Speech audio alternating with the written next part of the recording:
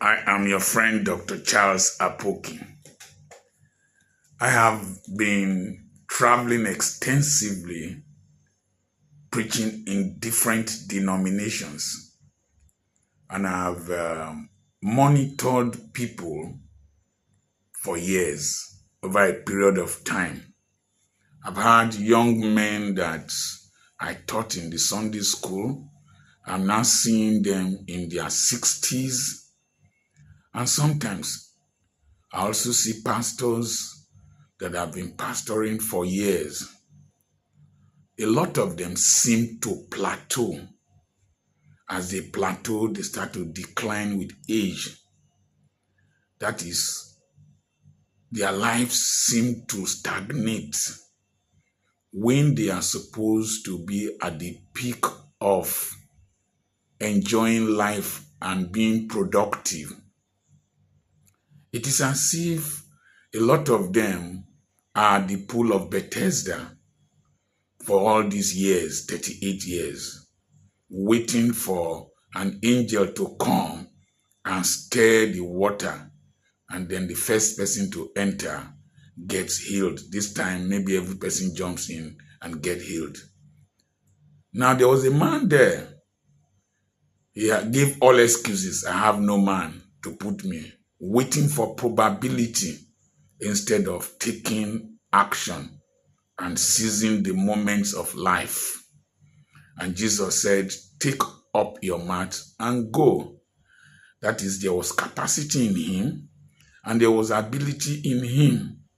He just needed a divine push and a divine instruction. I want to speak to men in particular. Women might have a different outcome because their children will take care of them. Men, don't let religious activities prevent you from actively managing and living your life. Don't let church activities and hope capital of one miracle taking place because a guest preacher like Dr. Apoki came and prophesied upon you prevent you from taking your mat and walk. I just ask you a simple question. Have you seen a rich man joining prayer band? They can be ushers. Have you seen a rich man in the prayer band? Number 2, have you seen any prayer band member who is doing very well, or prayer warrior doing very well? Or have you seen, let me leave that. The truth of the matter is that even if you see a rich man, what he does that he forms his own prayer team, sometimes in his factory or sometimes in his house. And you will see one pastor leave his own home to come and pray in another man's factory where he's producing wealth. Please, handle this life. It is your personal responsibility.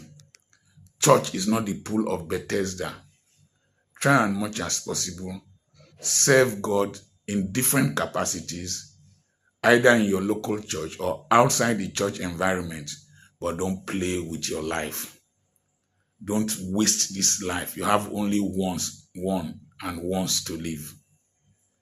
It sounds harsh, but most of you who come here to talk rubbish, you are going to be victims because you are already in the slope towards being victims.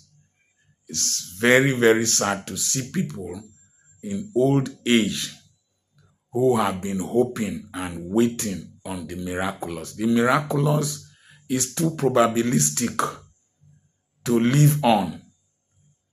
Grip the days, grip the moments, grip the seconds, produce something that can sustain you into old age. Old age is expensive.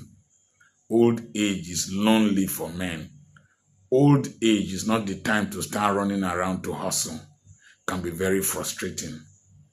I remain the area grandfather, Dr. Charles Apoki. I have a seminar coming up, a webinar online. 2nd and 3rd of August is our monthly mentorship class.